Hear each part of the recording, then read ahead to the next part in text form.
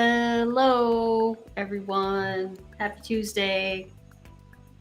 As you'll see, I have a new member with me now.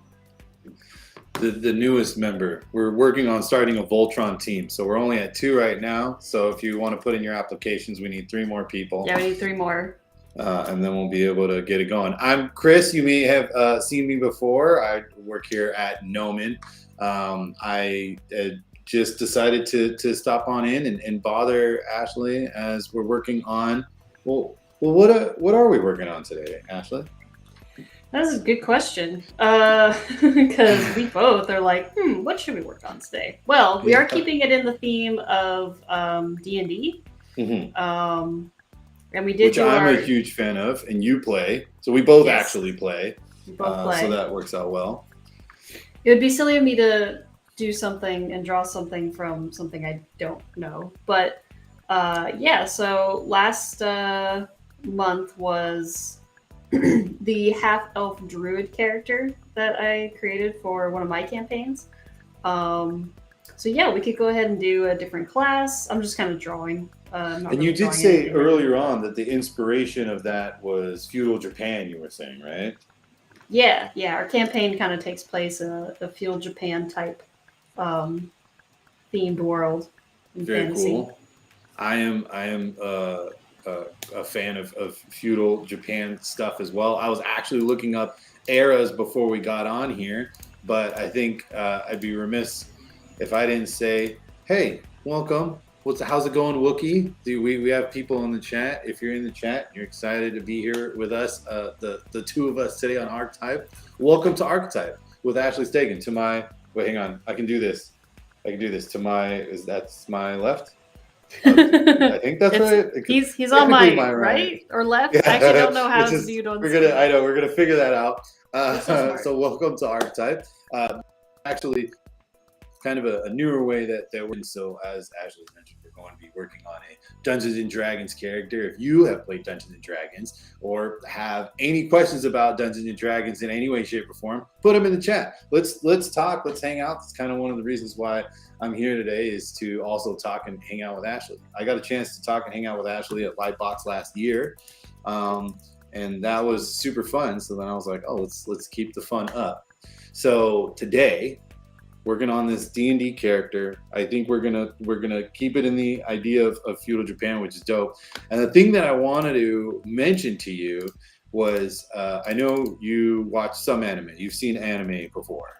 Yes, very much so. So there's even my anime wall. My anime wall.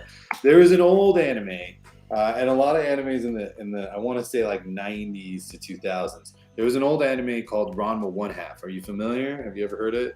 No. They also made one called Inuyasha. You ever heard of Inuyasha? Yes. Okay. I know of Inuyasha. Yes. So in these older animes, there used to be this trope with ninjas that instead of having like the traditional ninja mask where you'd only see their eyes, they would take like a scarf and tie it under their nose. Have you ever seen that? Mm-hmm. I always thought that was really funny. And I can't find any reference from that. I'm looking at all the periods that you were talking about as far as feudal Japan goes, which there are a lot of periods that are feudal Japan. And I can't find any ninja references in there for that, which I thought would be really fun. We could always play on that trope. You know, it's one of those things where looking at reference or trying to find inspiration, it's always good to start somewhere to give yourself like a limitation and then to kind of expand outside of that. So I always say that one of the things that actually makes something more creative, especially with if you're doing like a creature design or something like that, is it's still like kind of that rule of thirds. So one of the reasons why like a centaur or anything like that where it's like a half this, half that actually isn't that exciting is because it's only a half and half. So if you want to make a character or a creature or anything a little bit more interesting, you can take a centaur but then add something else to it. Add that little extra third of something. And then that's where you start to like find some uniqueness. And I feel like it's the same when you do world building. When you combine, you can do feudal Japan, but then maybe instead of traditional Japanese armor, what if we looked at a different place that has armor, what if we base it more in medieval shapes or forms, right? And then you can start doing something that's starting to get more original and starting to get its own life, you know? Yeah.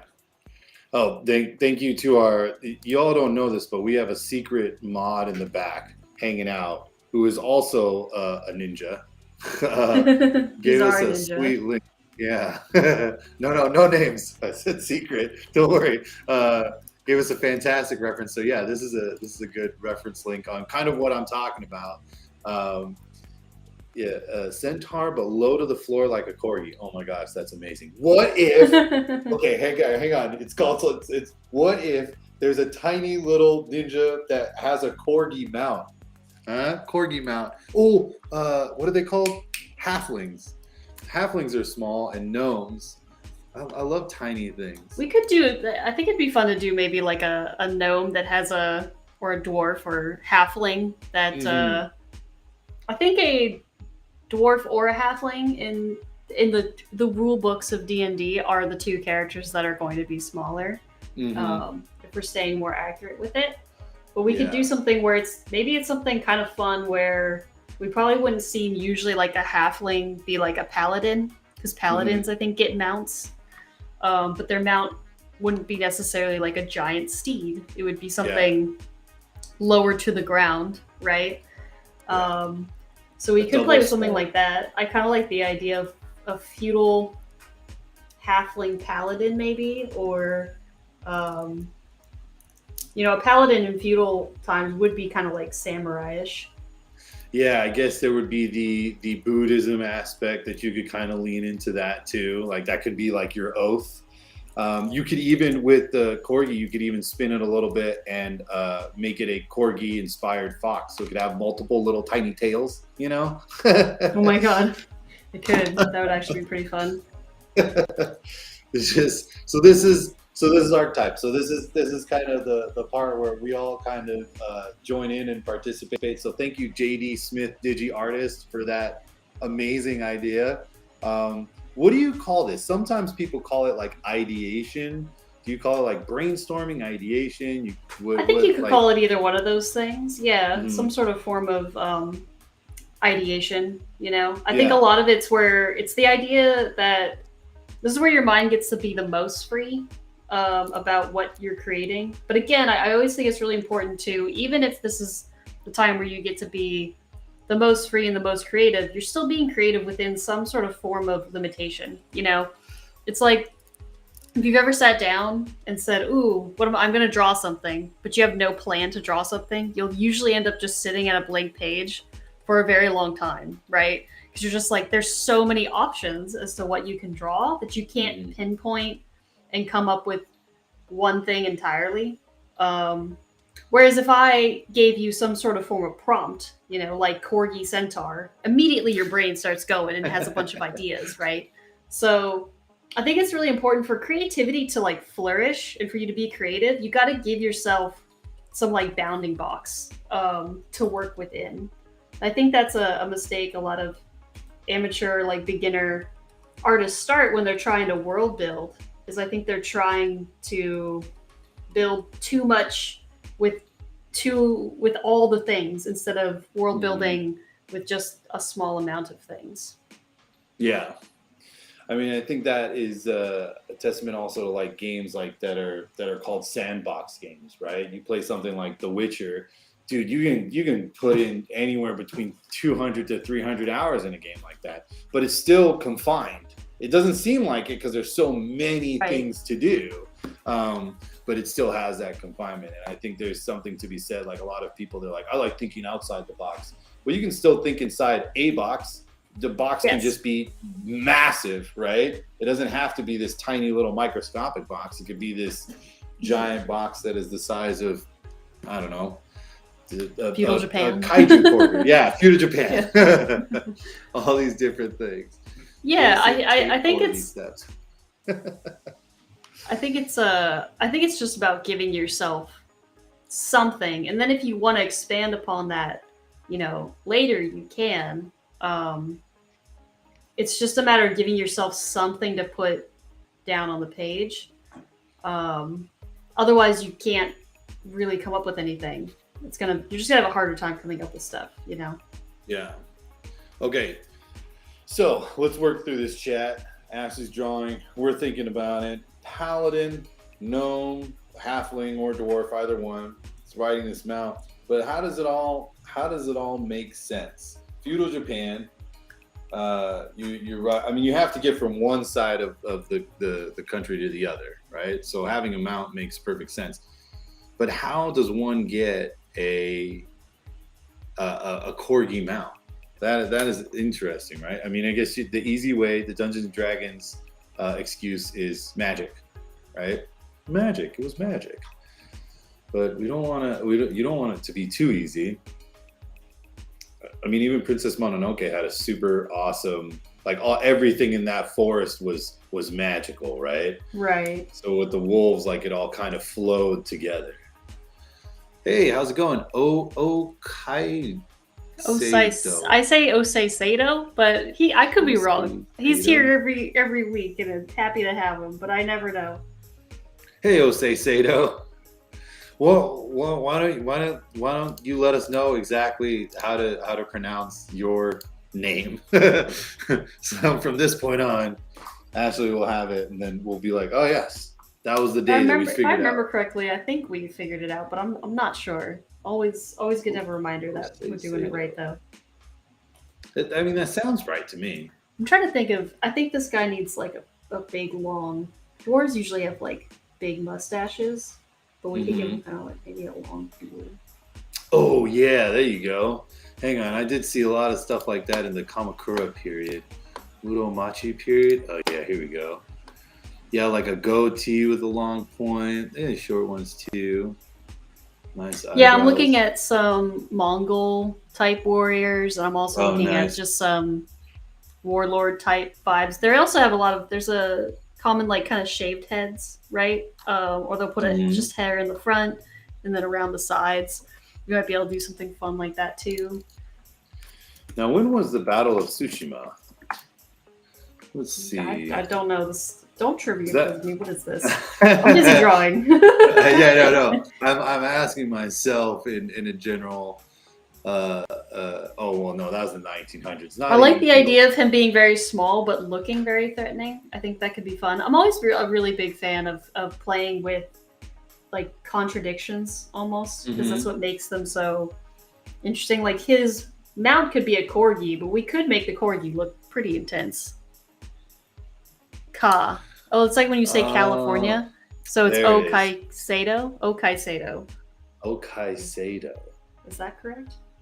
Okai Sato? Okai. No, I think you're right. It's like saying California, Sato. Right? So Ka. Yeah, and then we're so good at this, guys.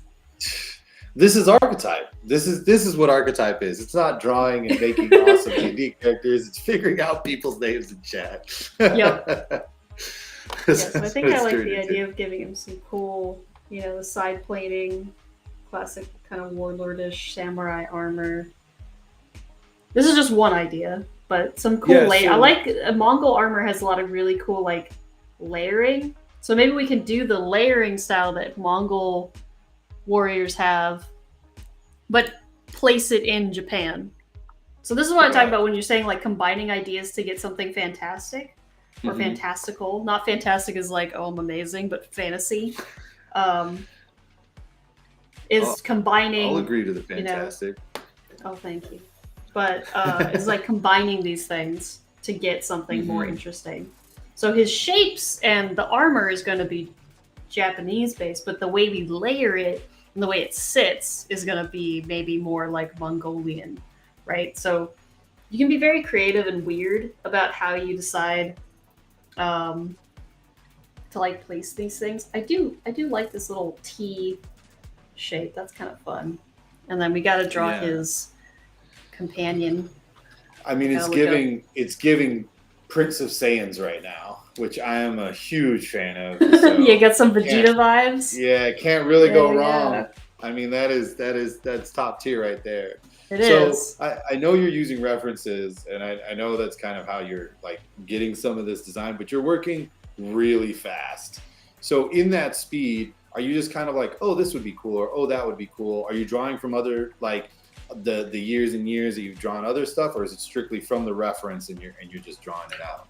So reference-wise, I just looked up. All I looked up was Asian warlord. That's all I looked up on Pinterest. Nice. So I just wanted to give myself, basically, you just want to give yourself like almost visual vomiting of images, Okay. which is why I like Pinterest, is because it kind of just gives you a bunch of stuff. And I can just look at shapes. So there's nothing that I drew that is super specific, but here I'll show you one thing. So I just looked up warlord, right? And I found this little guy right here. Oh, sick. So you can see he's got this little triangle lapel, but I exaggerated it. So I took that shape and I was like, I like his little bow tie thing that wraps around. But I just liked that. And I was like, ooh, I like that. But then I looked at the way this, layers, and I'm like, oh, I like that. I really like the shoes on this one. Or maybe I like this right here, which is Darth Vader Samurai or whatever that is. So it's just more about starting to get in the realm of shapes first. And then I can start making more sense of like the character itself. But that's where I like to start with, is doing something, kind of broad and just give myself some shapes to go off of. And then if I like that triangle shape the more, then I'll start incorporating triangles more into the entire piece. Right? So it's just one of those things that maybe, if this triangle shape is really common in his design, then maybe also his hair bun is going to be stylized to be more triangular as well. Right? So you can just start putting out, more triangle shapes in different areas to start kind of harmonizing the design a bit more. And I saw that there was that cool netting. So maybe that's a triangle shape down in his boots. Right? So you can just start incorporating the shapes that you find that you're like, ooh, there's something about that I like. And again, you can incorporate that into his mount as well. So his ears are going to be triangular, right? His nose will be triangular. Maybe he even has somehow like cute triangle eyes. Or he has triangle eyebrows. Oh, I like the eyebrows. See, this is fun for me because I could just watch it all come together and enjoy. I mean, this is so great.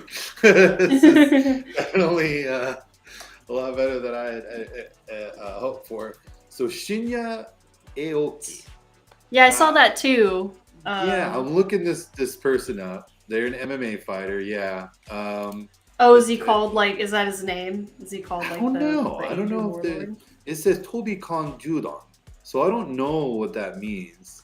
I guess we're gonna go ahead and do some low-end Japanese translation. Now, it's not in hiragana or kanji. It's just written out. So we're going to figure out what that means. And that's part of what we're working on, I guess, right now. Oh, feeling of flight. That doesn't sound right. Anywho, I guess, yeah, maybe they were called the Warlord or something. But they're pretty strong. I gotta find out what his... What would his little... He would have maybe a little fuzzy harness, but it would disappear underneath all the fluff. So you maybe see it in the front, and then the fluffiness would take over on the sides here. I love a fluff, a floof. A little floof. The only thing.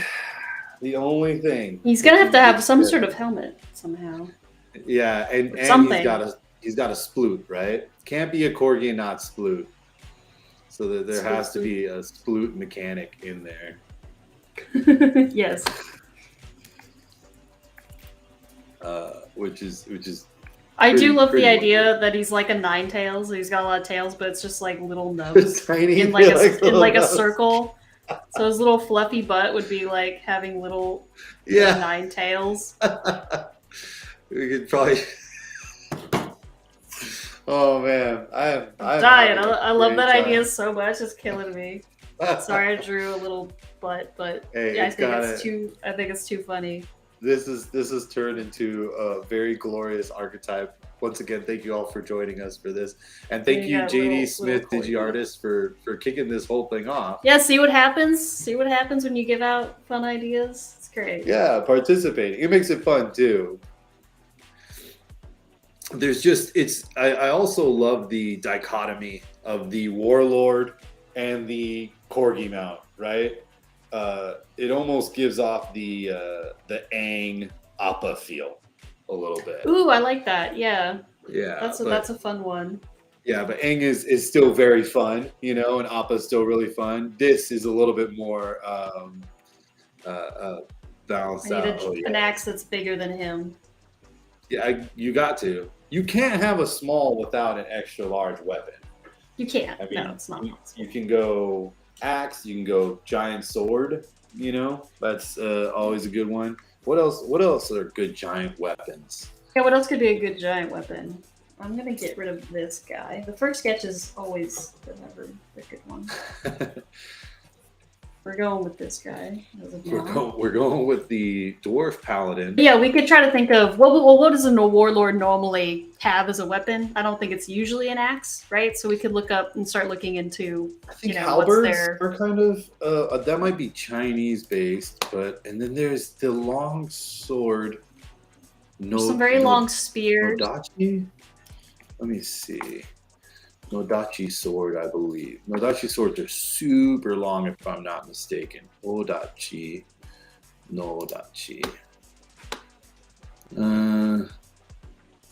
35. I always love like a good huge scythe. Ooh, yeah. Sam Lamb, I'm with you.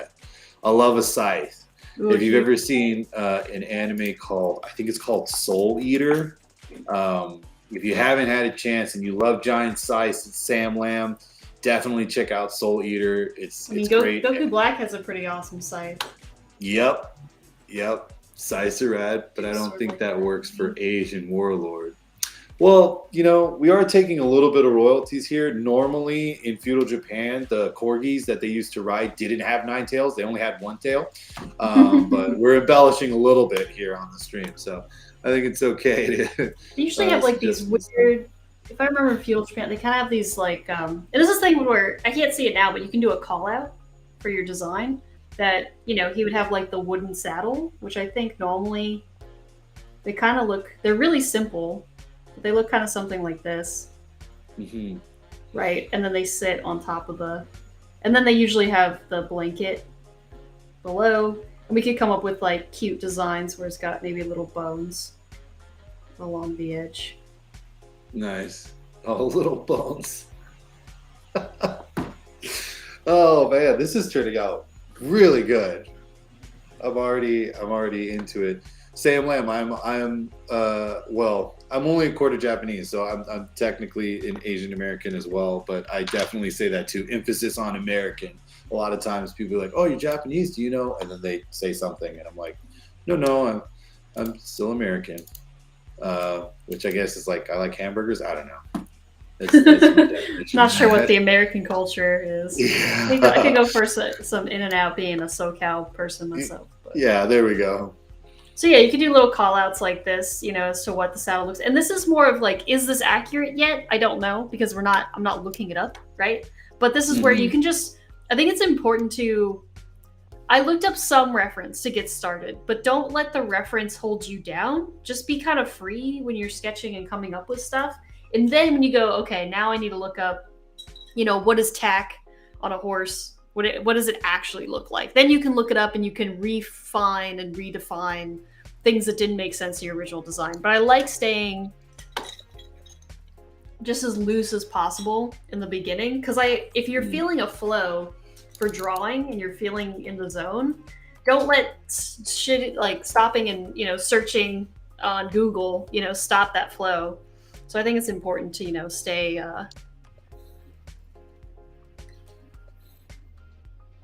And you got a question? Sam's yeah, could you? That's a long one, but I want to answer it. I was trying to read it. Go ahead. Yeah, go for it. I can read it to you. Let's see. Read it to me, because I'm gonna keep drawing. No worries. Hey, that's Ashley, what you're here for. I'm here to read the comments, so put more comments, y'all. Gives me more things to do. Hey, Ashley, I've never jumped on this series before, so sorry if you've answered this elsewhere. Do you have any rule of thumb for when you move, quote unquote, from 2D concept sketching to 3D? I'm just getting into ZBrush. ZBrush from 2D, and I still concept in 2D, but I'm sort of wondering if it's worth spending too much time refining in 2D.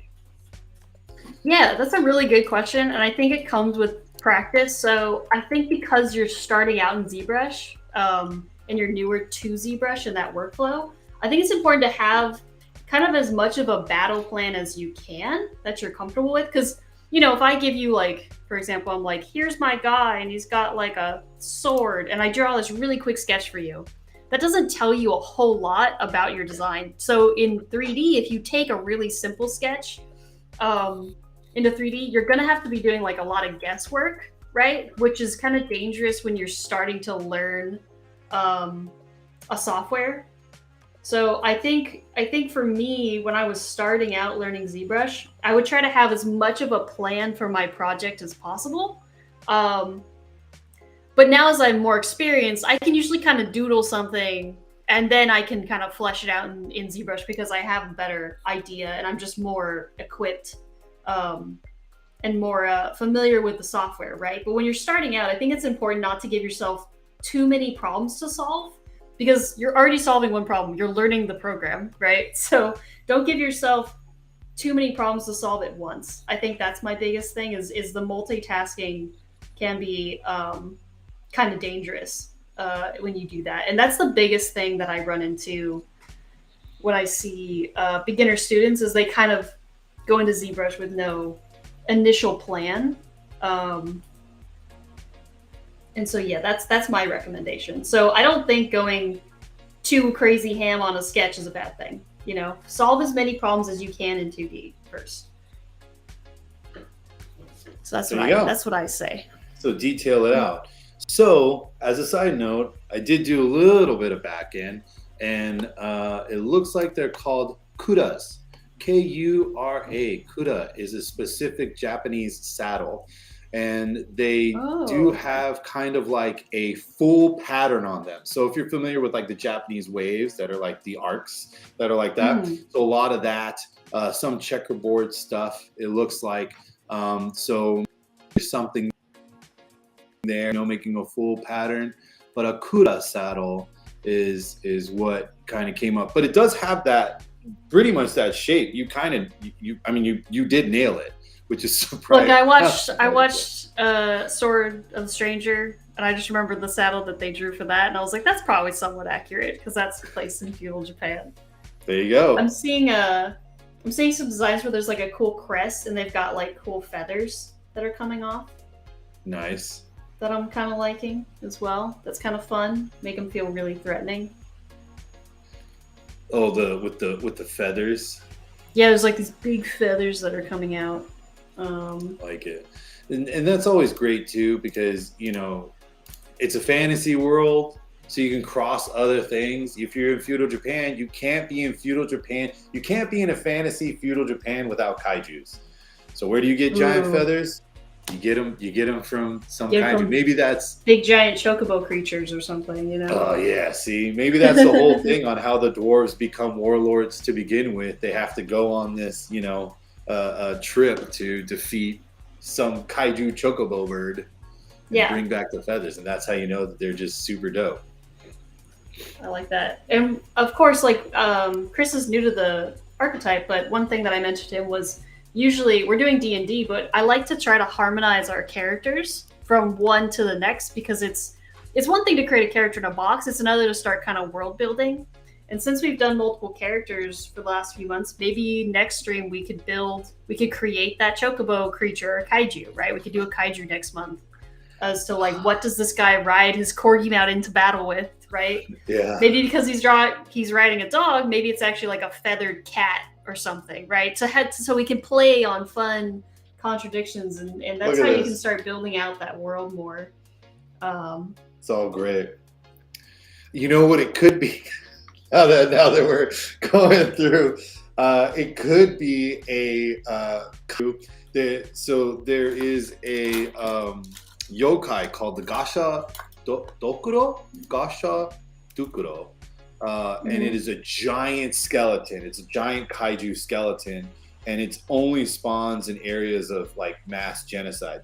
So maybe there's this giant bird monster that once killed a bunch of other animals or birds or whatever, and now it's a giant bird skeleton which would give the corgi bones to Gnomon, right? Ooh, afterwards. Yes. I love it. Right? I like that idea. This thing. So for this design, for this one was more triangular, which I actually think in this case, I think his weapon should be more triangular, so we could keep it kind of similar. So maybe it's a bit more chopped off or something. And then for this one, I want to go a bit more squarish for most of the design. So it's good to kind of start to mix up some shape designs, and then we're going to do a round one. So we're going to do a circular one. The triangle, square, circular. You know, I've seen these types of weapons too, like these big spear things that are kind of triangular or rectangular. Yeah. So we could do something maybe like that. I think he needs to be smaller in comparison though, so we're going to make him a little smaller. Wookie even mentioned in the chat having a sheath on both sides so they could have multiple weapons as well. Right? Yes. You could have a spear and a sword. Ooh, maybe for our round character, we'll do a dual wielding one. I like that idea. Yeah. We'll try out a dual wielder. I mean, because if you're fighting a kaiju, this is a PSA for all you out there that are trying to fight a kaiju on your corgi mount. When you're going into battle and fighting a kaiju, you can't just take one weapon. All right, be smart about it.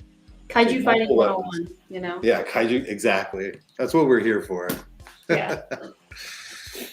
Great idea. I want to see. Maybe this guy has some more armor. So he's more plated out, whereas this one's a bit more cloth, right? Mm-hmm. So maybe we'll do this one that's more plated armor. We've got your traditional chainmail type stuff. Yeah, those samurai layers as well. It looks like it has that feel. Yeah. That's what we'll go for. And everything's very square.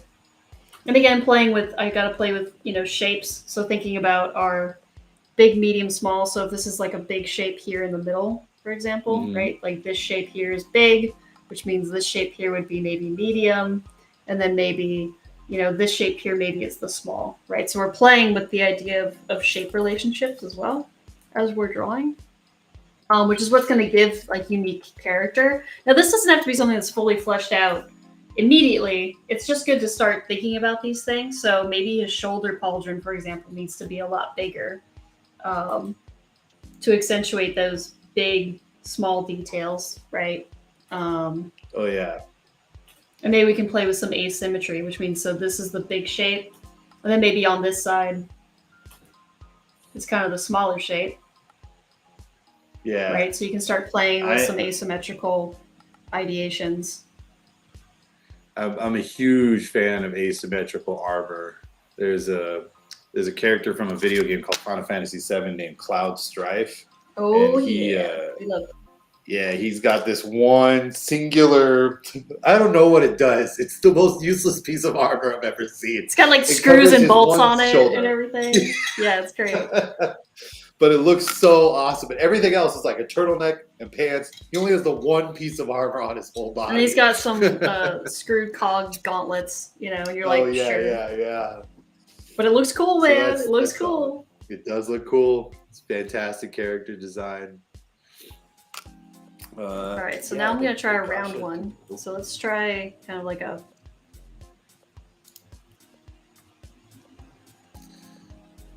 Wow. So you were saying for this one, you're thinking more dual wielding. Well, the scythes kind of go into that, right? Maybe dual scythes. You could do some dual hacking little scythes or something. Or what are they called? Sickles, right?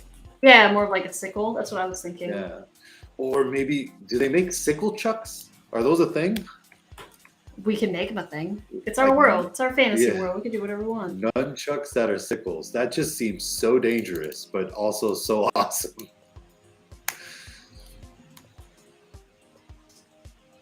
Sickles.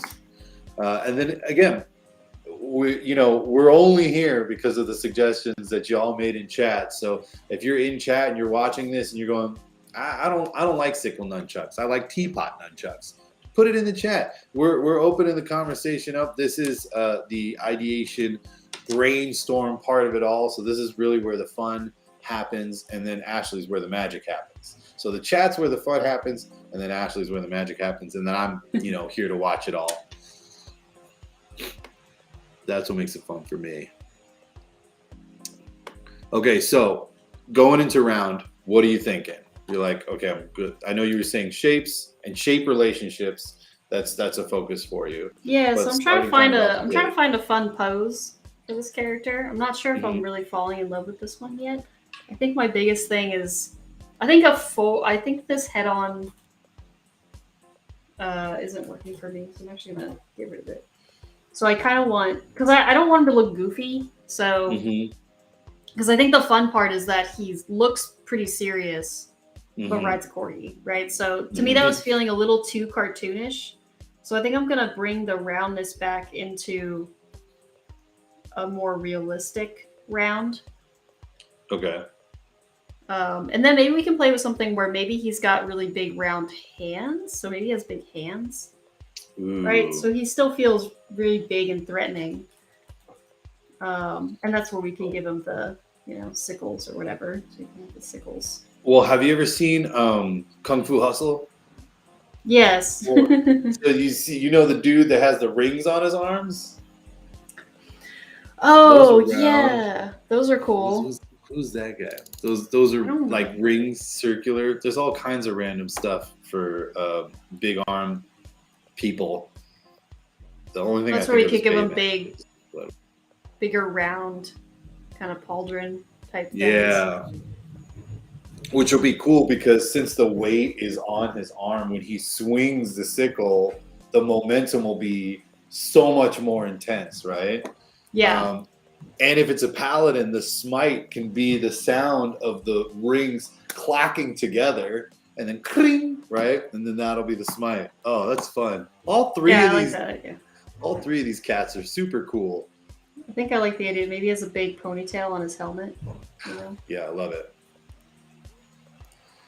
I really fell in love with ponytails. I keep name dropping random pop culture references and weeb stuff, but there's this game called Mega Man X, and they always had this really intense hair. There was this character named Zero, and he Yeah, just had the absolute best ponytail ever. I love Zero. Zero's So great. oh, Great character I was wanting my design. hair to look like that. And I was like, I don't have blonde I got the blonde hair. I hair. got the long hair. I could pull it off. Yeah, that would be a pretty cool cosplay for you. Time to start working on it. I know. I've always wanted to do a Samus one, but I've never wanted to build it, unfortunately. Oh yeah, Sims is tough. Just so much armor. It's too much. Yeah, and I feel like there's a balance there too because for me, like if I ever thought about like getting into cosplaying like that much, if I was gonna get into something like a Samus or a Zero, I would compare myself to all these other people that make these, full-fledged one with the LED lights and they Oh yeah, press they a go button and the missile comes bananas. out. Yeah, Yeah, they go and crazy it's with it. super rad. I'm kind of liking the round character now too. That's kind of fun. Oh yeah. I mean, I'll be honest with you, Ashley. They're all pretty great. They could be I think the only triplets. one that they could. I think that's the hardest part about this is actually. I think I want to give him like big square feet. Oh yeah. He needs just something more interesting on him as a character. He's got maybe fuzzy, big boots or something. Mm-hmm. That's the hardest part about ideation is usually by the end of it you have like 3 or 4 designs that you're like, man, I like all of these. I'm not sure which one to do. So if you guys have a favorite in the chat, obviously let us know. Yeah, why don't we do that? Vote for your favorite in chat. I guess we go triangle, Say, square, and circle. Yeah, A, B, or C, or triangle, square, circle, whatever works for you. As you detail it out, I don't know. I mean, so you're leaning more towards C. I like the round character. I think that's fun. I also I think I like A and C the most. Yeah. B, I don't think and this is one thing that I actually like to do, is if you have your least favorite one, I usually like to go back and figure out, okay, why don't I like it? And let's go back and make it work. And then usually that one actually ends up being my favorite one, which is interesting. Okay. So like I can take B, because you don't want like mediocre options. You want all of them to be good. Especially when, if you work in the industry of concepting, you want you want all your options to be good options. So I'll take this guy and go, okay, I have this guy now, but let's try to rework it to make it more interesting. So maybe I can square it off a bit more or something. So. And how many reworks do you think you'll go through, like until you're like, man, this looks awesome, or until It's you're kind like, of this is until I better than feel last the same way about this one as I do about the other two. You know, where I feel like I have a better idea now of like who the character is. I think is what usually helps me. We did get a vote for C in the chat here, so that's 2 for C, and I don't even know. I actually kind of liked B. I think the weapon, and I really like the legs. You know, we were talking about Mega Man. I see the more square boot. I'm quite a fan of that stuff. And the weapon is just cool. Whatever that is, I mean, I guess it would be like a modified. I'm forgetting the name of it. Right? They have something that's kind of like it. Yeah, I don't remember exactly what it's called, but. Okay, so Kaisedo want to know before they vote, they need to know if B and C are also going to have the corgi, and I think yes, they are. All of them will have a corgi. Yes, it's just a matter of which one's going on the corgi. Yeah, and then depending on which one goes on the corgi, we will also, you know, change the kind of the shape language of the corgi as well. So yeah, have no fear there. Have no fear. The corgi is here. Kind of. Actually, I saw that. I'm actually gonna check this. Let's see. It's not a halberd. Maybe it's a glaive. Yeah, kind of like a glaive. Is there a square blade glaive? Maybe he's got kind of this big beard. Let's get him square. And then I like the idea of maybe he's got this big collar, big square collar. It's got like cool texture on it, so he feels more warlordy. Mm-hmm.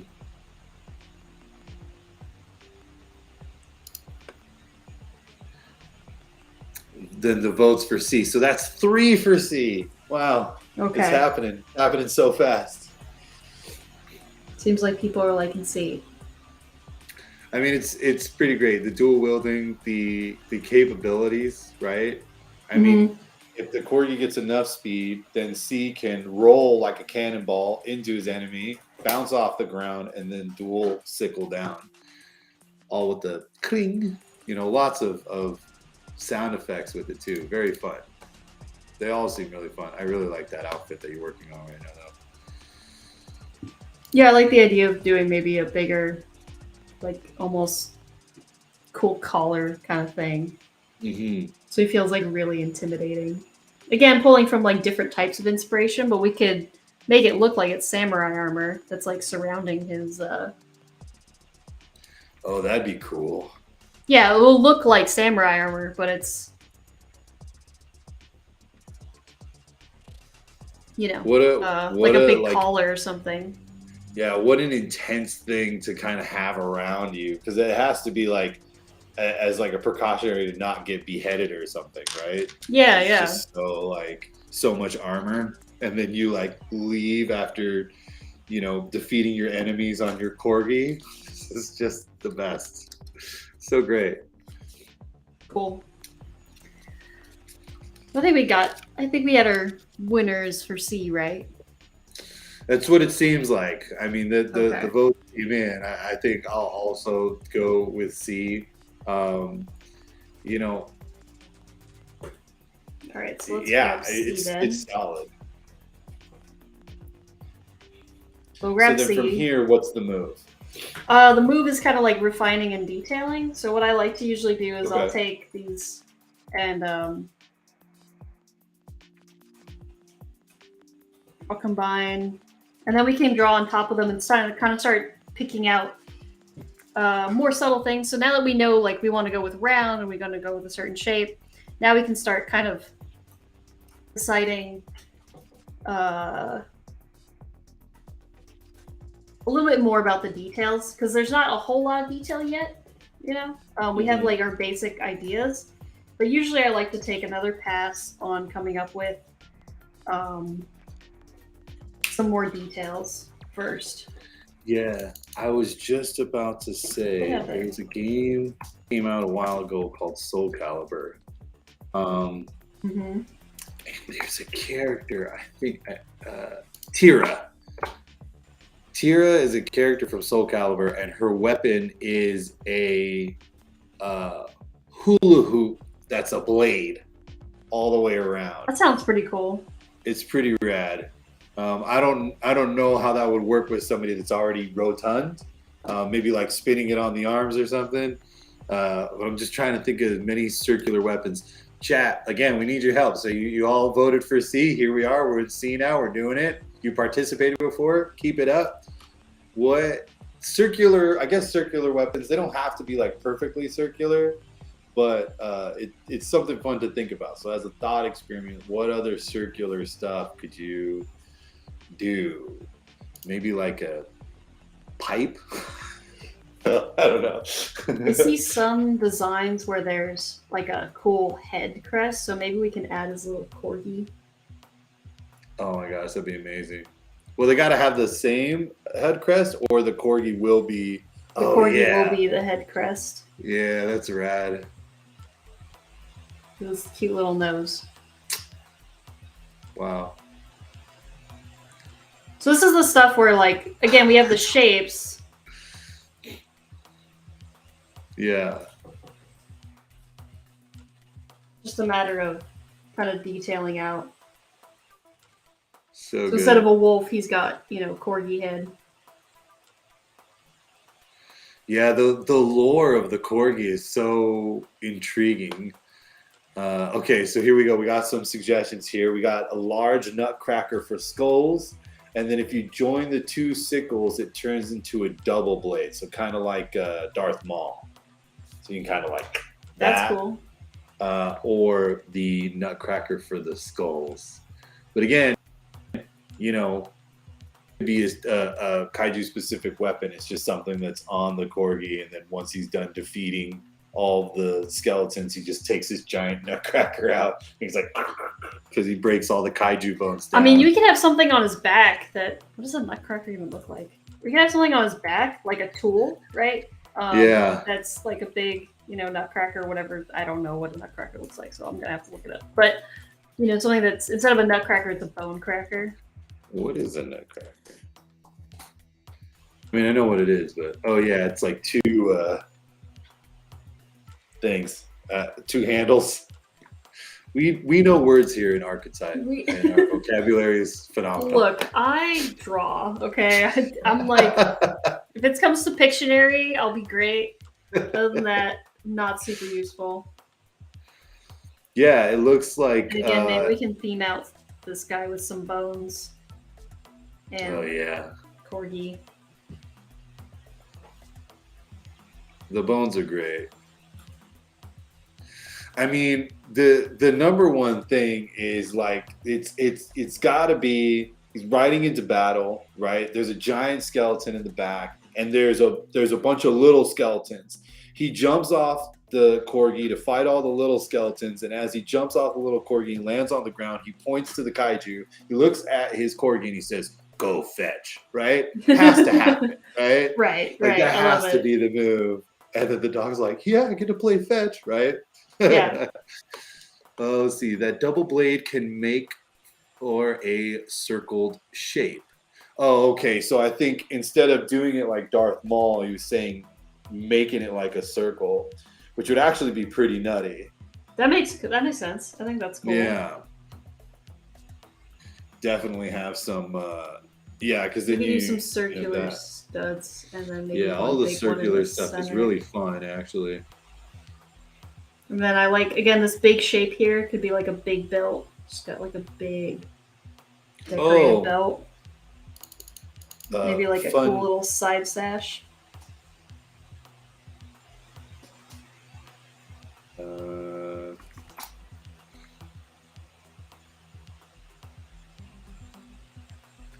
So fun side note, I have to remember. I think it's a Kudo Kamon Common crest or something. There is a crest with moons that is a common crest, I believe is what it's called. It's a Japanese crest, so it's like for your family, and it's a bunch of circles, and they symbolize moons. So it looks exactly like what you have on that person's stomach right now. It's very similar to that crest that is like a family crest in Japan. So that would be very interesting to integrate too. See, you're integrating actual Japanese stuff into it too, which is great. There you go. I have this cool half blade circle in his arm. Oh yeah, give him a little bit of the asymmetry with the blowing on the right side of his leg, which is rad too. Yeah, something that gives it a little bit more to look at.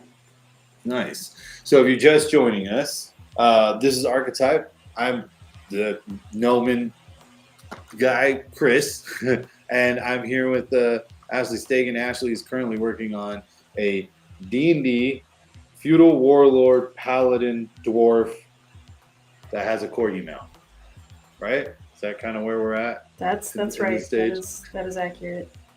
And it's all we're in shapes right now, and the circular shape is the focus that Ashley is on, and within that, we're taking suggestions from you, the chat.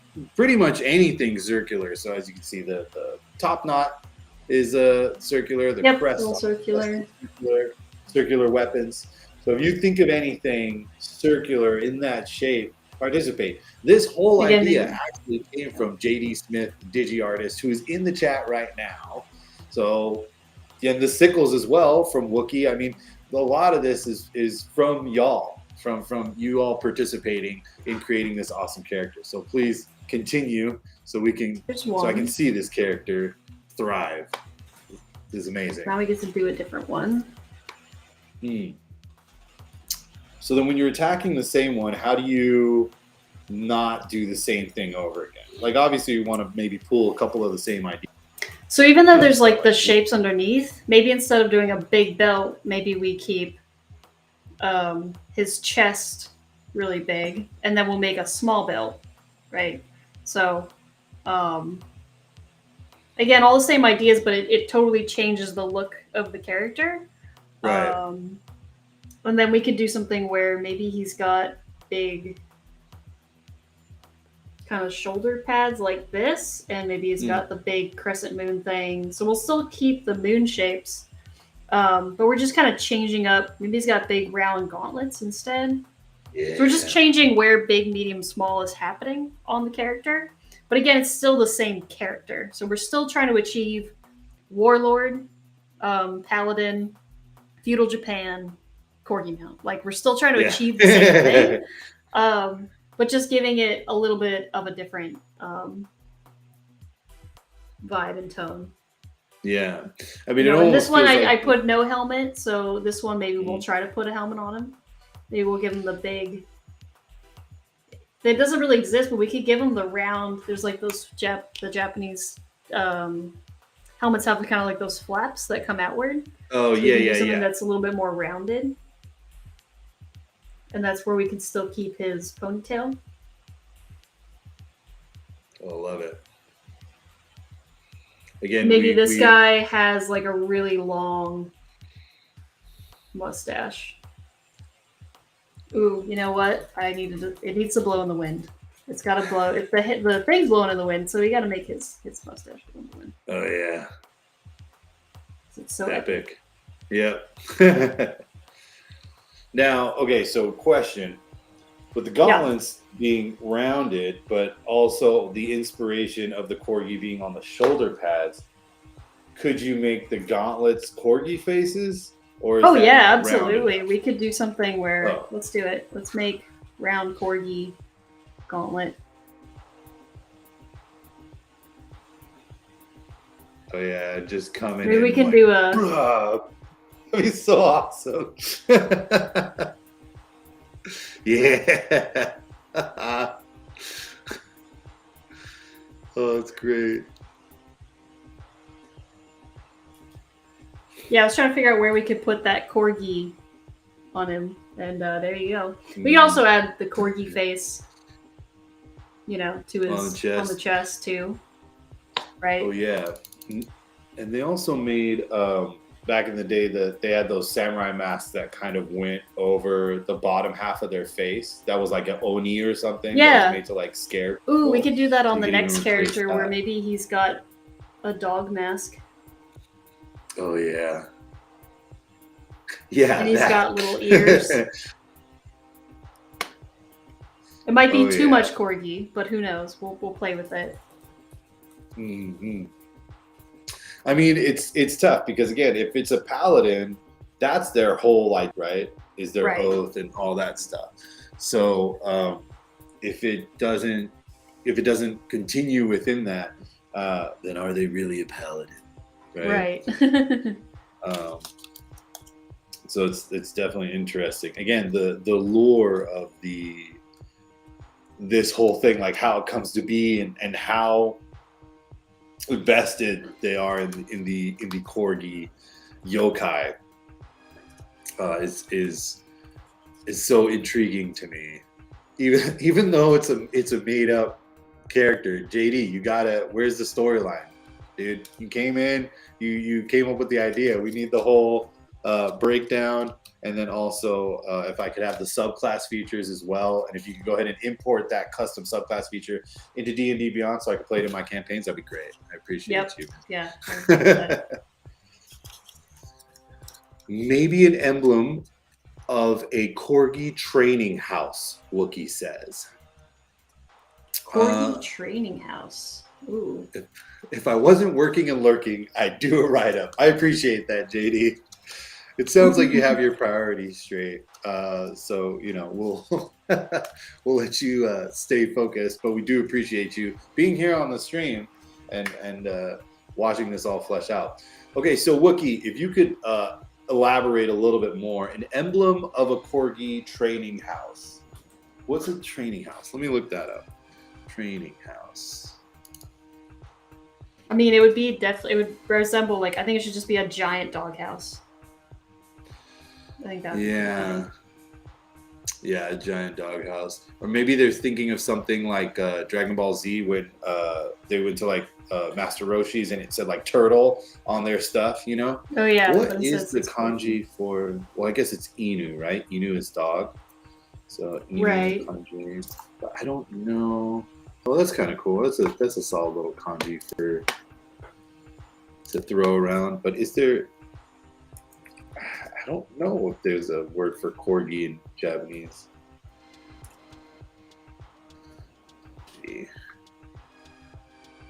Kogi. Oh yeah, you just say it with katakana. It's very cute though.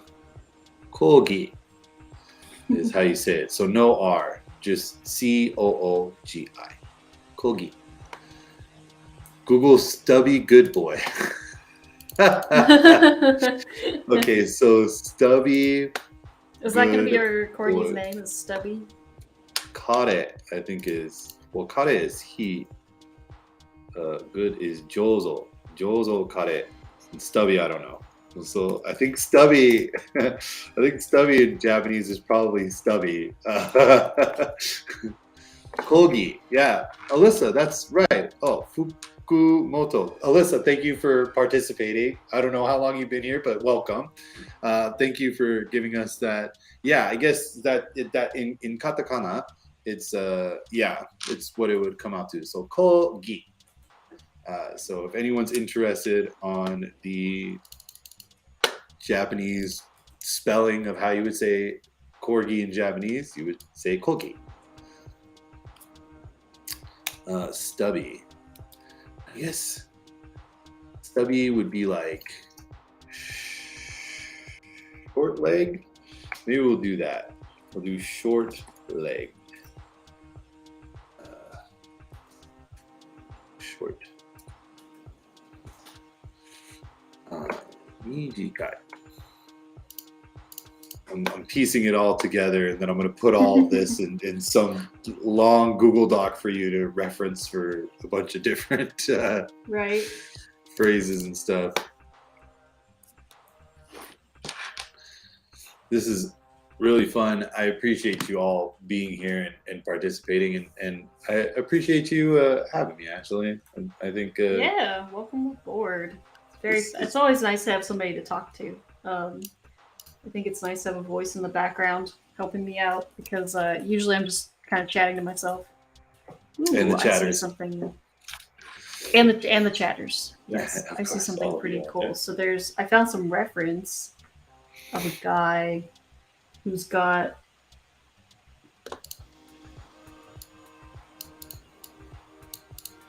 He's kind of got the lapel. And again, if you like ideas from your other designs, you can go ahead and steal them from your round shaped character. Oh, right, because you're crossing. You're trying to find the one. Try to find the one. Yes. Mikijai. So I guess it would be legs. So if Mikijai is short, what's legs? Leg. Ashi. So There are it some would people. be Ashi. Ashi leg. So I think to say short-legged or stubby, we would say Ashi no Mikijai. Mijikai. Ashi no Mijikai. I think. Ashi. Yeah, because Ashi is short. No is like a possession, like a. I mean, Ashi's a cute name. Ashi. Ashi's leg. Short that's just Mijikai. Leg? Oh, what's Mijikai? Mijikai is short. Mijikai is still a cute name. Mijikai is still pretty cute. Yeah, Mijikai is cute. And see, with y'all participating and getting our brains moving, this just creates. I mean, look, I've taken some Japanese history classes this past year, and I really appreciate your guys' attention to details in terms of the history. Well, that's all Ashley, so I'm gonna go ahead and let you know right out the gate. I'm just watching. I'm here for the ride. I am trying my best. I think the most important thing is, obviously it's fun to start historical, to land on something that feels natural and real. But also to take liberty with what you find and then make it your own is what makes it super, super fun. But it is really important to stay grounded. It's so weird because this to me looks like the reference that I found looks so cool. But the way I'm drawing it, it doesn't feel as cool as the other designs. Oh, that's cool. Mm. So check out this dude. I'm gonna show you now. So now we're gonna see. Where'd he go? Where'd he go? He's somewhere. Holy shit. Oh, there he is. Look at all see the rounded. I don't even know if this is real, but it doesn't matter. But let's check out these rounded forms here. Oh yeah. This is really see all this roundedness. It's really cool. I'm gonna save this so that way I can use it later. But these little tassels here are really cool. So I think for my last character, I want to go ahead and add something like this. So this is where, again, is this real? Don't know. Where does it come from? It says Chinese-owned Southern Song Dynasty. Mm-hmm. I don't know. We try to be as accurate. Again, if I want to be more accurate to it, I can, try to reference and try to do more research later. For the stream, obviously, I'm just going to see what I see and be like, yeah, let's go with it. But let's add this rounded stuff. And I love, there's like this cool overlapped part underneath the belt that has these cool little swirls. Oh yeah, that's what Alyssa Fukumoto just said, that the round patterns remind them of clouds. Which I feel as well. I think like clouds and waves is always what that gives me whenever I see those kind of patterns. Very cloud. Yeah, which I enjoy. And then and I like these side ones sort of.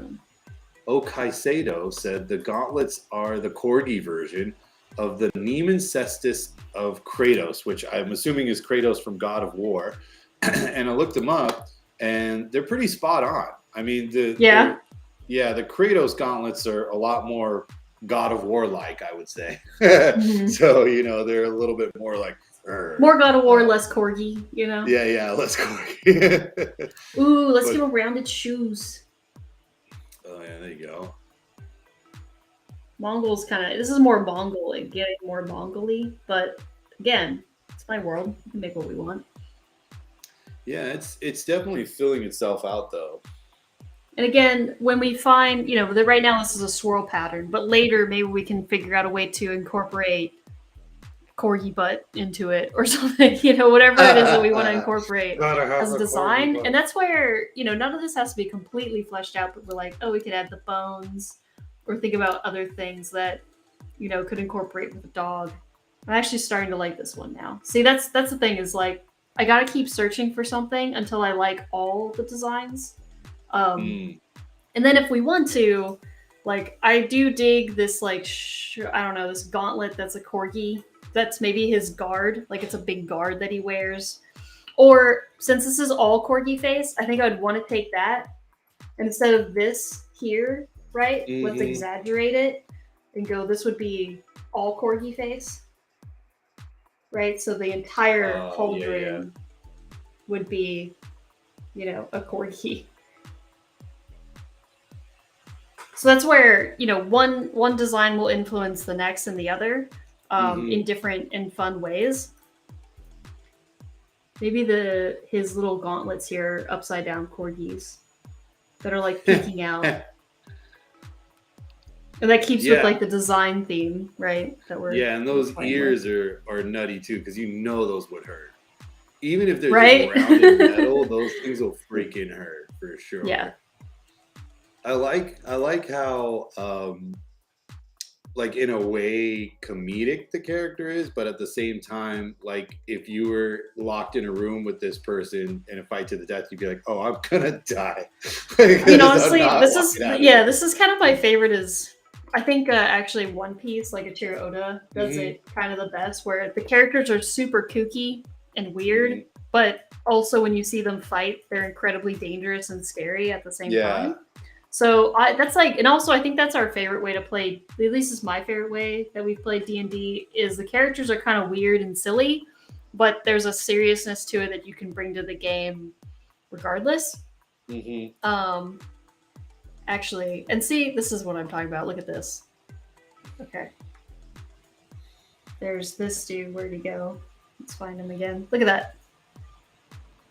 Oh yeah. Look at that face. So we could do something like that, but it's a corgi, right? Which is literally what we did. So it's not that the cloth having the face is interesting, but so we're inspired by real world reference. We're just bringing it into that realm of like silly and fun. So I think I'll do that actually. Is I'll kind of give him his little muzzle, have it come out. And then his armor can come out of that. Nice. And he has really puffy, adorable cheeks. I mean, you gotta have the floof. Yeah, gotta have the eyebrows are what get me. I love it. So good. Right? The little nose. So now you guys have to choose. What are we liking? Okay, so we're doing A, B, and C again, or are we changing the letters now to mix it up? D, E, and F. You can do A, B, and C. So A, okay. B, C. All right. So it's tough because there's stuff that I like from all of them. Yeah. But that's what I'm saying is part of me likes, I like the top of A. I like the idea of the corgi, but I like the bottom of C. Yeah. Right? So we could mix and match and get a D out of it. Yeah, I think between A and C, it's solid. The corgi has a pentagon diamond-shaped head that fits well for a pauldron. Go for A. So we have one vote for A. We like A. Okay, chat, I know you're in there. The last time, y'all, you guided us here to round, right? You took us here, again, from the jump. We didn't even know what we were coming in doing today. We did not. I mean, we knew we had no clue. We knew it was D&D. That's all we knew. And like Japanese feudal inspiration. So now, with your help, we've gotten this far. So we continue to need your help to take this even further. So out of these three, which of the three designs do you like the most? A, B, or C? I gotta agree. I think A is pretty solid. I do agree with you as well that the bottom of C onto A would be pretty cool.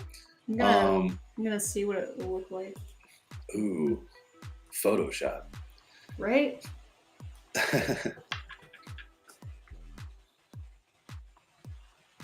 Right, so we could do an option that's kind of more like that. It's needs to be a little stouter, but you get the idea, right? Yeah, I like the side panels. I don't I know like the what side those panels. are. I'm like because it's adding more of that roundness to it. Mm-hmm. I know you guys are like an A, but do you guys agree with me that we could kind of mix the two, maybe? Should we try and spend some time making a D? Is that the walk away? I like A with the hair of B and the bottom of C is another one that we got. Oh, okay. I see what you're saying. Oh, okay, Sado. Okay, Sado. I'm gonna get it right. I'm just calling you. We'll get. I see what you're saying. Oh, I kind of feel that too. I think that was with the hair of B. Oh, you like the ponytail? The ponytail is really fun, right? The only thing with the ponytail is that it is very different from traditional Japanese stuff. It's very different from traditional Japanese stuff, the ponytail is, but I still think it's rad. Yeah. I think the flow is great. The flow is always really fun for ponytails. I think for the cuteness aspect, I think the circle hair, like the bun hair, could work because the corgi's gonna have a cute round tail. He has like kind of a cute round bun. Yeah. Right? So it could add to I think it's more about the shape language. I do think the hair is cool. But this character is also wearing a helmet. So maybe he has the bun hair, but his helmet can just have the long hair. Nothing wrong with that. Yeah, but it seems like the conversation is A for sure, and then either bottom of C or none. But I don't think B's. I don't think B's making it. It's not coming all the way through. It's all right. We still love you, B. I feel like I fleshed out the bottom of C more than I fleshed out. Now we can kind of combine some of these ideas, so I can sort in the sash, and we can make like a side panel here. Yeah, I mean, even with keep a lot of the aspects. Yeah, I do like the rounded edges. Because again, we're going with that circle shape. We're going with round. We're going with ellipsis stuff. So let's go ahead and we'll do that. All right.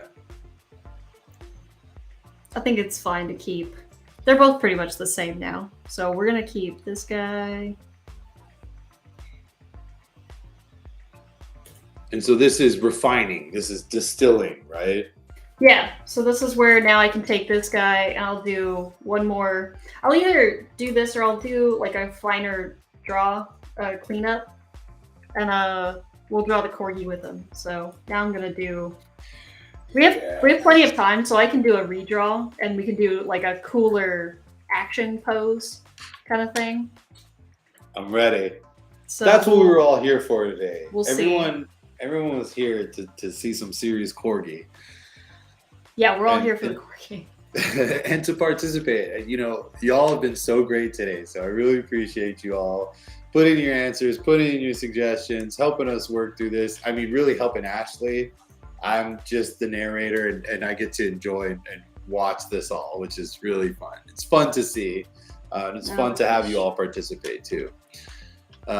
Nice shape and proportions. Good night. Well, I guess you're leaving us, Ramon. Thank you for tuning in, and you're gonna see more of this person. We got to come up with a name for both of these folks. We do. Name. Oh, see, there you go. Before you leave, drop a name in the chat, Ramon. Anybody that's got names for a dwarf paladin and their corgi mount. Is the corgi gonna have 9 tails or tails that depict its age? I think that could be interesting. I think that could be a lot of fun. Okay, so this is not just any corgi. It's a mystical corgi that is has some kitsune influences in it. So if you all think of any names, gosh, what would a good name for a corgi be? we were saying Mijikai, which means short. See, let's look up some other cool kanji. I always, I used to make a lot of D&D characters that if they had a mount, they would always have the name of the species that the mount was, and then the other person would have like a normal name. So, like, let's say that it was a halfling that had a fox mount. The halfling's name would be Fox, and then the fox's name would be like Derek or something. That makes sense. Yeah, it was just always really fun to do that. Yeah. So that's kind of a fun exercise. I'm a big fan of puns. So my druid, I think I mentioned this in the last stream. My druid has an animal companion, and it's a raptor. Mm-hmm. So his name is Parappa. So it's Parappa the raptor. Parappa the raptor. Which, if you know, you know. So, if you know, you know. So yeah, it's one of those things that I'm a big fan of the punniness of stuff. Puns. Oh man, corgi. Or something that's where his name is really intense and scary, and then it's just a corgi. Like that's always really fun. Yeah, like Gashadokuro. And I'll be like, why is he named after yokai of mass genocide? And it's like, dude, get him in a bakery and it's all over. It's messed up, man. Yeah, I like intense names. Now, intense as far as like so and so the blank kind of intense, or just like a full on. We could do something like that, where it's like he's known as like the killer, but like you said, it's like of treats, Yeah. Corgi paws. Okay. So, again, I know I keep asking y'all for so much, chat, and I know we're here, and you're like, "Gosh, Chris, there's 40 minutes left. Haven't I given you enough?" You have, and that's why I keep asking you to keep tapping in. We're gonna see a fully refined version of the dude and the dog, and we can't call him the dude and the dog forever. It's just not gonna fly. So we need some cool names. Even some story stuff. I mean, Wookie, you've been helpful. Alyssa's been super helpful.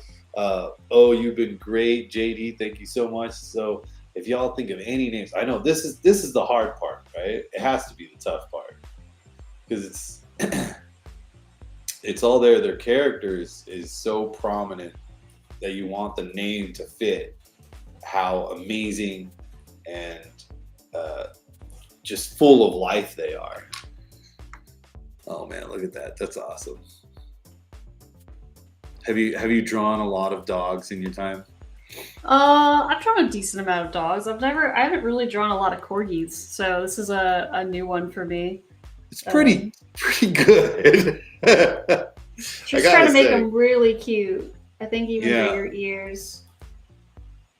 Ooh, I kind of, you know what, Wookie? I kind of like that. Wookie was saying heavy paw, fast paw. Oh. Something with the paws though is kind of great. I'm gonna put this in heavy paw. I like heavy paw and fast paw. Now I would say that heavy paw obviously has to be the dwarf, but fast paw, could you change it to floof paw or something like that, or something like Ashley was alluding to, something really vicious and ferocious, right? Like the Podator? No, that doesn't. The Podinator. Fast paw, fury paw. I like this paw feel because it is, you could even have the oath be the oath of the paw, right?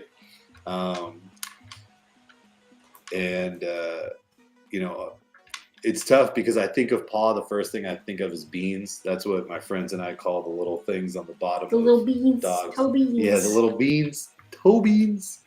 Gotta have the beans. Yeah, but fury paw, heavy paw. I like the paw aspect. It's really great.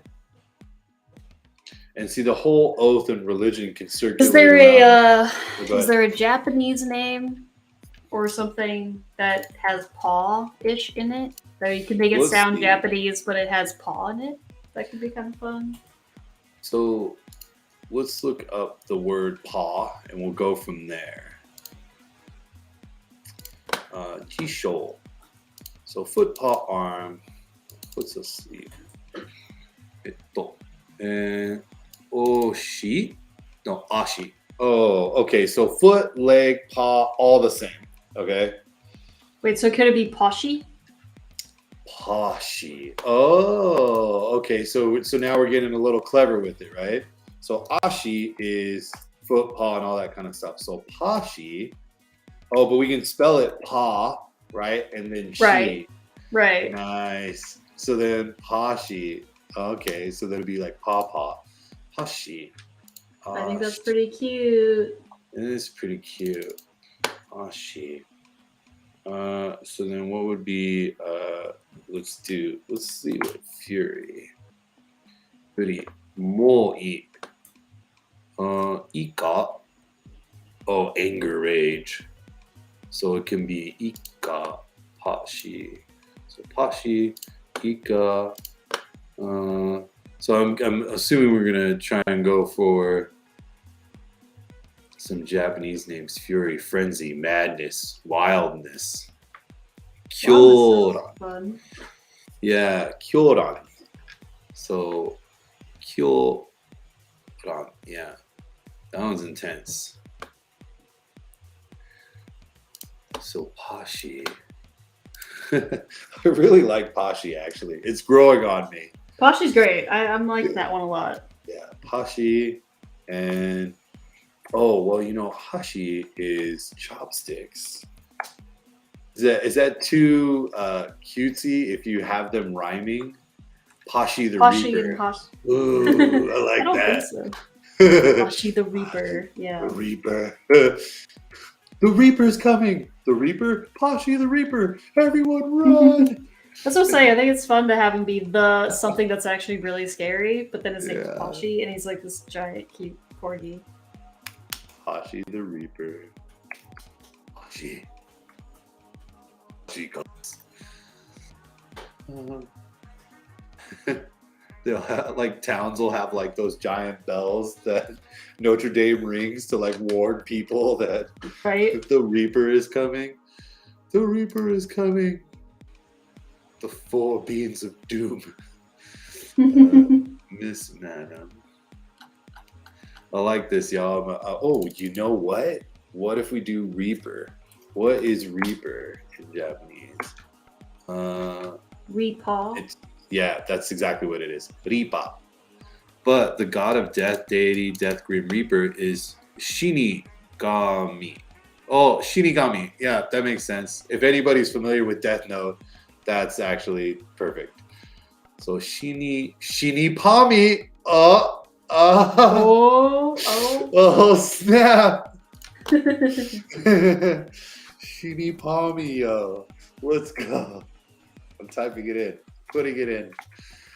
This is great. Yeah, Shin I think is death or to die. So Shinipami. That's pretty great. Shinipami. That's awesome. Okay, Pashi. Shinipami. This is all you. You all have made this possible. So I just want you to know that my Tuesday. Good job, team. Yeah, my Tuesday was actually really good. I had a very fun Tuesday. I had a good lunch today, and it was solid. But y'all really put the icing on the cake for me today. This has been really fun. I'm really enjoying this so far. So this is great. Oh yeah, and that just looks like we're ready to roll. Yeah, I like the idea of him not actually using the saddle. He's on the saddle. He's ready to go and jump. I think it just adds a lot more character. Oh, for sure. Fun. Facing the impossible. The impossible. Oh no. Okay, here we go. I'm writing them all down. Impossible. Here it is. Pashi the Reaper, Shini Pami, impossible. This is it's gonna be a month of these puns, so I hope you're all ready and are excited on staying up to date with Archetype.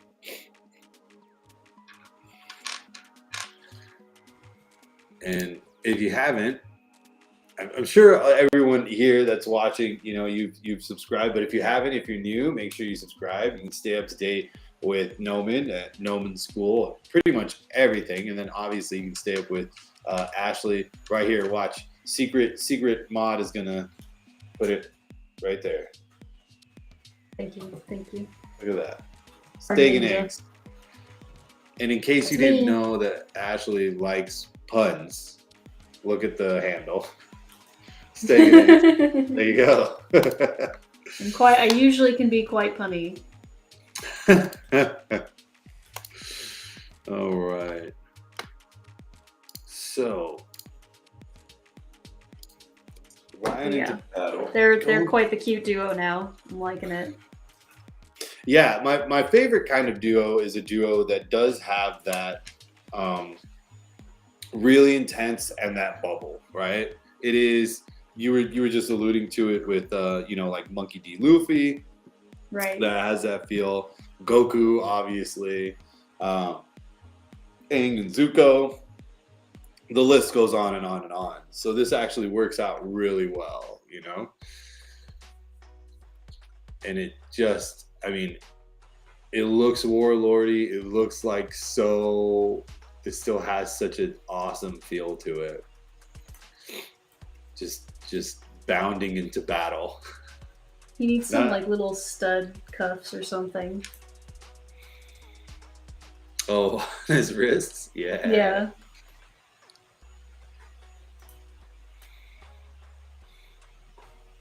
And they're low to the ground. He's got to be very low to the ground. Well, thank you so much, Wookie. I mean, again, that's all. Man, I keep pointing this way, but it's this way. There we go. It's all Ashley. This guy. Oh, good. We still got time. I do forget that I actually sketched fairly quickly. I was like, oh, we're gonna have time to like refine it, but we should be fine. Oh yeah, you're flying through this, just like they're flying into battle. They are ready to face their. We need to make this bigger now. This has I gotta give it the full resolution here. We need high quality resolution. He's so tiny in the scheme of it all. There we go. Okay, that's better. Yeah, so this is on their way to the battle with the. Well, maybe he also has really funny round eyebrows, just like his companion. Ashley, that was great. That was a good one. That was awesome. Yeah, I think it's a great idea. I think it's so cool. Yeah, them having the same eyebrows, that is just. Look, they got to be a team. Yeah, that is impossibly cute. But also like so fun. I mean, the mechanics really kind of speak for themselves, right? You definitely get like a charge mechanic here. The corgi can run 30 feet, and then if you make an attack action after the corgi runs 30 feet, then you get advantage on the action because why wouldn't you? Look, at some point, I am going to I'm totally going to use this character. Why wouldn't you? We all should. Don't blame me. Blame JD. Because it was all, you know, JD Smith, DigiArtist, came through and just dropped that little tasty idea. This mustache needs to go flying. Oh yeah. This is the fun part where I get to sit and you get to kind of finally kind of flesh out all the fun little details of your character. This is where all that planning of like sketching and coming up with the design, because now I've drawn this design multiple times, so now I feel more confident to line work it in a way that should be fun and clean. Mm-hmm. And then when you're at this stage, are you mentally like, thinking a little bit ahead, like, oh, once to ZBrush, like this part's going to be easy, or this part's going to be difficult, or are you thinking ahead of that at all, or are you just like, nah? Yeah, I think the biggest thing when it comes to starting to transfer this stuff over to 3D is looking at the shapes and saying, how can I translate what I've made in from 2D, and how do I like exaggerate all those shapes even further later in the design. So a lot of it's about trying to keep what I made and what I like, but now you have to realize it in all 3 dimensions, right? Which becomes more of the challenge. Oh, for sure. Sorry, I'm very concentrated now. Line work. No worries. So there's more thought process to the line working than you would think. Oh yeah, because I'm trying, like, there's a lot of detailing that I'm trying to figure out while inking, because like it's still very loose-ish. So there's just things that, you know, that come to this part where I'm like, I start zoning out. I'm like, oh, I gotta think about how this attaches to this and does whatever. But trying to stay still loose-ish, because I don't like to spend forever on line work. I just want something that feels more finished. Yeah, but it's cool, like getting into the zone with a lot of this stuff, right? Like once you're there, it almost feels like, I guess at this piece of it, right, the 2D piece, that you can kind of see the finish line. So tuning in is easy. Yeah. Well, so then while you're locked in, I'll talk to y'all for a second. So I'm Chris, as I said. This is Ashley. Did I do it right? Come on. Yes, I got it right. That's Ashley Stegon. This is Archetype. Today has been a wondrous participation with you, the chat, and Ashley, as we all have kind of brainstormed and ideated, creating what you see on screen, which is this dwarven paladin with a corgi mount that definitely has some corgi in their culture. It's permeating all the way through.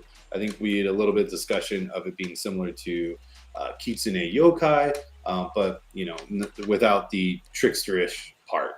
Definitely want to follow it. I think a kitsune is more of a warlock. The corgi really fits this. I'm here today because I wanted to bother Ashley, and we figured, hey, let's sit around for a little bit and kind of work together so I could help her a little bit, communicate with y'all, and take some amazing notes, like from Wookiee, Heavy Paw and Fury Paw, which led to Pashi, the Reaper, which then led to Shiripami, and then Ashley said that coming up with all those ideas on her own would have been impossible. And so here we are. Impossible. With all these. And I even had today's sticker for today's stream, which is right here. I always have a sticker on my wall. So this was today's sticker that I had. I'm not sure if you can see this. Oh, here we go. This is Anya. It says, I'm trying my best. Cute. Which is kind of what I wanted to do today, was try my best. And I think, this is solid today. This is great. I've been having such a blast. So I appreciate you all here in chat. And I appreciate having I love talking to the chat, but I don't get to hear voices, Yeah. So it's nice to be able to hear a voice for a change. A voice that's not in my head. And yeah. Talking to our shadow mod, our ninja mod. Right.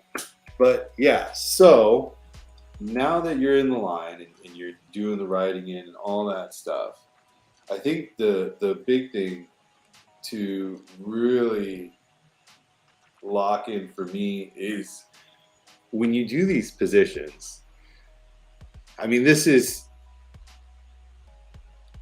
Was there a reference with this one? Because it looks like you just kind of were like, yeah, here it is.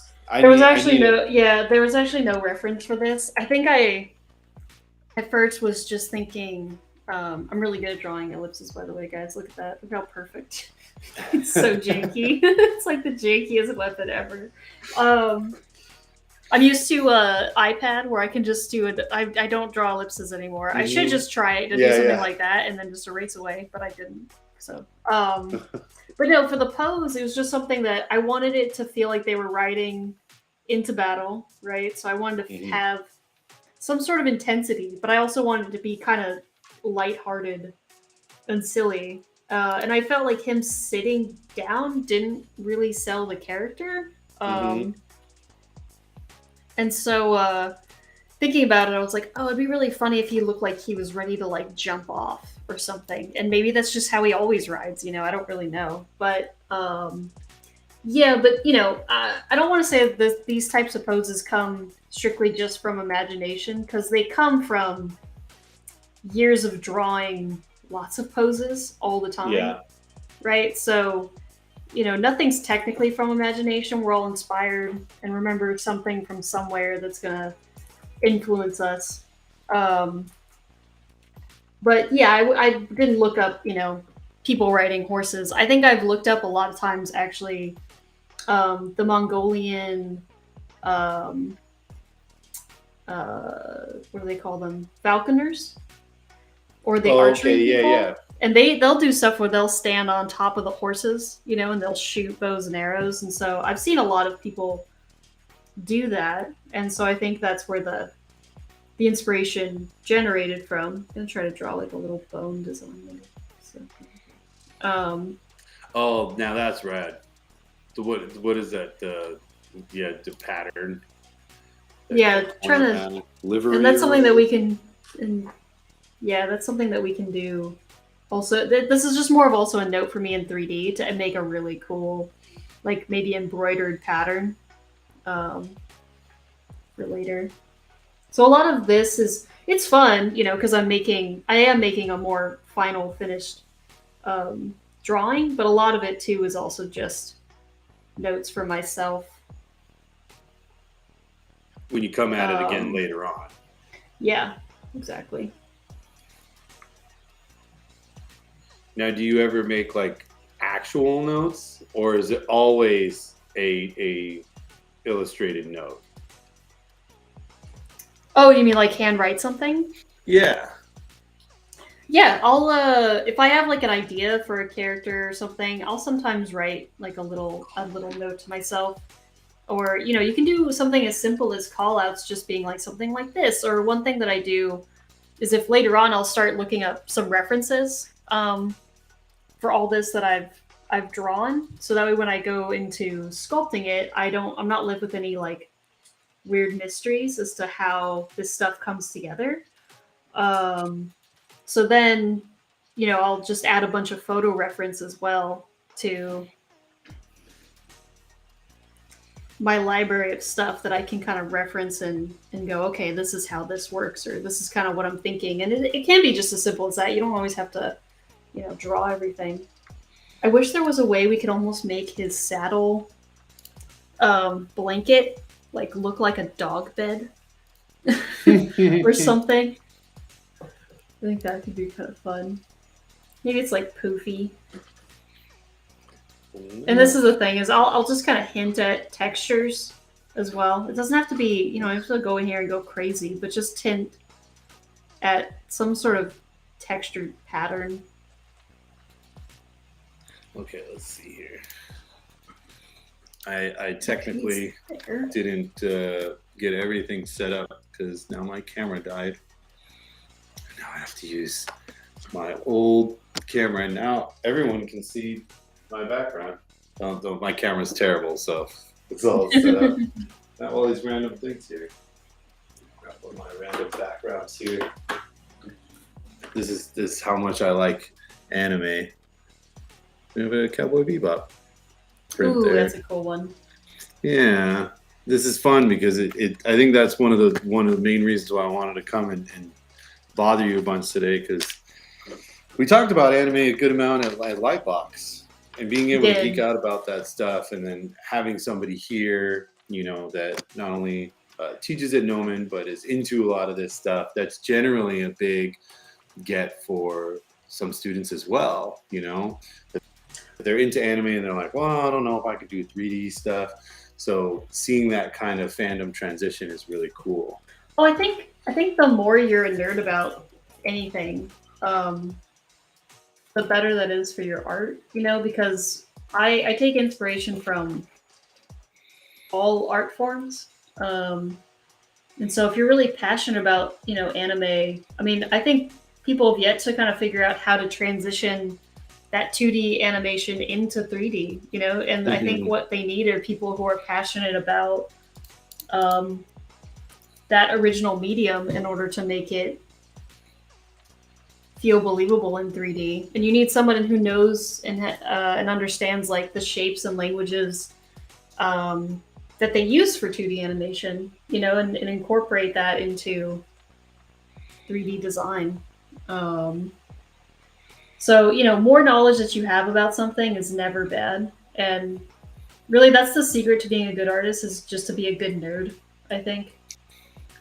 More than anything else. That's we're going to go ahead and keep that going forever now. Secret to being a good artist is being a good nerd. That's right. I like a lot of the character design. Because I think a lot of it is just about, studying and absorbing the stuff that you like, and not just saying, oh, I like it, but asking, why do you like it? What is it? What is it about Zorro that makes him so cool? What is it? I mean, my favorite character is Frankie, but it's like, what about those characters is so endearing to you? And it's not just about going, I like it. It's about figuring out why you like it. Is it their shapes? Is it their attitude? And thinking about, somebody made that character, so why is that character so successful and interesting? So it's not just about like being nerdy, but breaking down like why you like it, I think is really important to understanding and being a better artist, Yeah.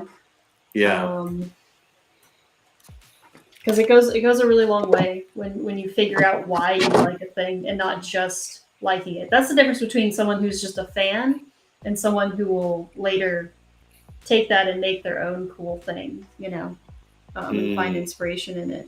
So I'm a big believer in that. He needs to be even floofier, I realize. More floof. So I just realized there's a picture of Iron on here, and it didn't even occur to me that there was a corgi behind me the entire time we were. Oh yeah.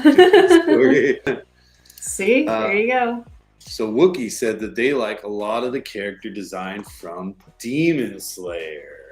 Ooh, Demon Slayer is really cool. I love the character design. I also love and this is the thing about getting nerdy, is the way they animated it is they animate all the characters on ones, but the effects of the swords and everything is animated on twos. That's crazy. Which adds like an interesting style to when Tanjiro uses like water, or someone uses fire, or whatever it may be. So it's really cool that they're able to. That tail needs to be rounded. Oops, not a croc. Yeah, it is. Demon Slayer is amazing. I think is that Mappa that animates Demon Slayer? I think it's Mappa. Because they also do Jujutsu Kaisen, which has been really interesting too. That one I've yet to watch. I gotta watch it. I'm very behind because I've been watching and catching up on One Piece, which is a lot to catch up on. I've been thinking about it, but it's an endeavor. You should do it. It's important. Probably greatest anime ever made. Okay. So I'll have to get into it.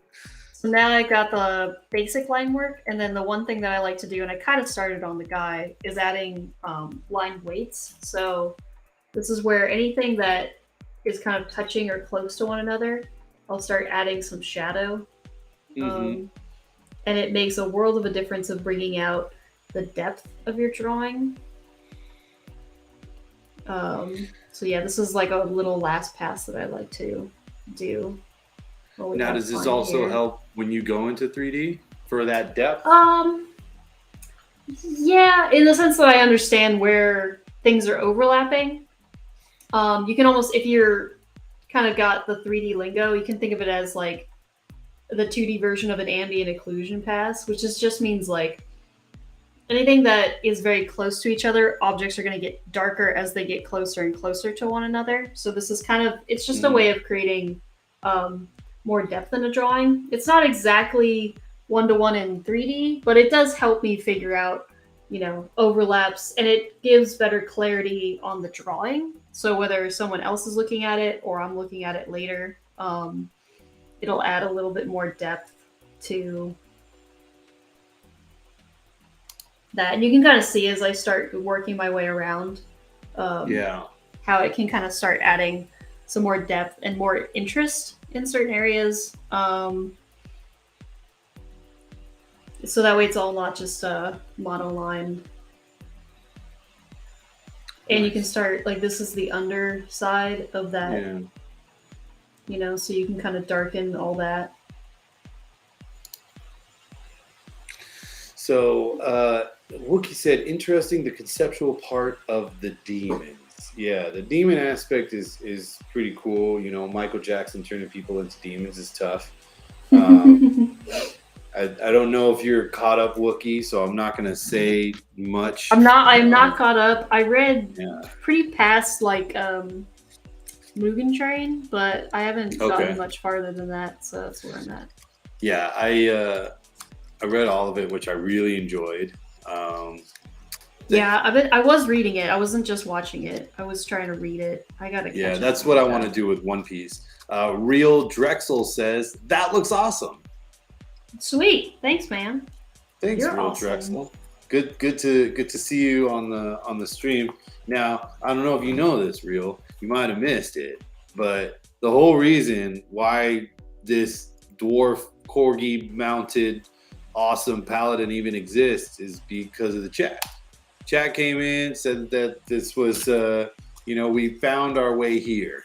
So if you're ever interested in participating, come in every Tuesday at 4. I mean, it's pretty much what it is. Every Tuesday at 4, we're here. We're ready. Just chilling with me. Drawing, we're just sculpting. Yeah, and this is actually going to go from this 2D to a 3D. This is going to we get to make 2 characters because I have to make a corgi as well. So that's going to be fun. But what we can do it'll be great. I think the corgi is simple enough that we're not going to have too much trouble completing one and the other. Well, Francis, thank you for... So, Francis, we have a couple of new viewers that are kind of feeding in here right now at the tail end of this. We're 4 to 6 every Tuesday. So both Real Drexler and Francis, if you want to tune in, you can hit that subscribe so you're tuned up and you know what's going on. Francis, it's fine. I think we got the gist, but so Francis says we can call him Francis, so that's what I'm going to call him. Loves drawing and playing video games. Gotten a lot better at drawing over the course of this month and hope to improve more. But they struggle with perspective, proportion, and shading. Now, there wasn't a question attached to that, so I'll go ahead and turn it into a question. When you find yourself struggling in certain aspects of anything when it comes to your art, what do you do? I think my biggest thing is, break it down to small pieces. So those are 3 things that, you mentioned about your drawing that you feel like you're struggling. 1, it's great that you've already identified what you feel is missing from your drawings or what you feel like you can improve at. So that's already step 1, is figuring out, where you're struggling, right? And step 2 is break those down into more digestible pieces. So instead of trying to nail perspective and shading and all these things, focus on one of those things and see if you can get good at just one. I think the biggest one of all of them to get really good at or better at is perspective. I think perspective is going to help you out in your drawing and draftsmanship more than any of the other ones, to be honest. Because I think that's, once you unlock that capability of being able to draw things from multiple angles and in different spaces, or characters writing on top of other characters and have it all line up, and be accurate. I think that's where, your drawings can really start to kind of shine. So Yeah, I would say focus on one thing at a time, and then slowly incorporate more of those fundamentals into your studies. Nice. And then G. Sus Velasco says, "Hey Ashley, good evening, everyone." Well, good evening to you. Good evening, sir. Hello. We are getting a little bit of a flood of people coming in right here at the end. How sad! You guys need to join earlier. Chris, tell him to join earlier. Yeah, join earlier, y'all. Join earlier. Look at this. Look at this. What's on the screen here? Everybody in this chat participated in creating what Pashi the what is it? Pashi the Reaper, the Shinipami, as it were. The Shinipami. And we did it all together. We were here together, and we spent the stream ideating and creating this really fun, super awesome D&D character. That was the first part of this multi-part series, which this is going to get 3D sculpted, and y'all can participate in that. Pretty excited about that 3D sculpt. Yeah, you were saying you get to sculpt two things instead of one. I do. You get to sculpt a corgi and a dwarf man. I could just make this bigger. What am I doing? There we go. Grrr. We got some growling people in the chat here. We got a rabid trap going on. Now we're all growing. That's what Archetype's about. It's getting together and growing. Francis is currently trying to create a comic for fun. I think that's a great idea. I love comics. Oh yeah, I think that's one of the best mediums to also practice in. You get to practice storyboarding and quick sketching because you have to make a lot of images. I think it's also a great way to get used to drawing one character over and over and over again, right? So getting really good at drawing. That. Oh yeah, I think that's the biggest thing about why I choose. So the way I draw, like my style, is very much based on the fact that if I wanted to redraw this character, for example, I feel like I could draw him in a different angle, in a different pose, fairly quickly. Because that's kind of what I always have enjoyed about drawing, is creating, expressions and feeling and movement within my drawing. So my drawings are always more stylized, kind of to be more in the either comic book realm or the 2D animation realm, right, of drawing. So, I think it's a skill highly under practice most of the time from amateur artists, is drawing something and then trying to repeat what you made. You'll find that it's actually quite challenging. Just trying to darken his beard and things. No, it looks good. It is definitely, I have, I draw my fair share of things because I'm the only person in my crew that draws, and definitely drawing the same character over and over again makes you definitely get better at trying to put them in just cooler positions and doing cooler stuff. Yeah, and I think you understand your character a lot better when you do it as well, and you'll understand how to turn forms and really truly understanding your whole character design, I think, is super important. I wish I had time to color him, but I won't.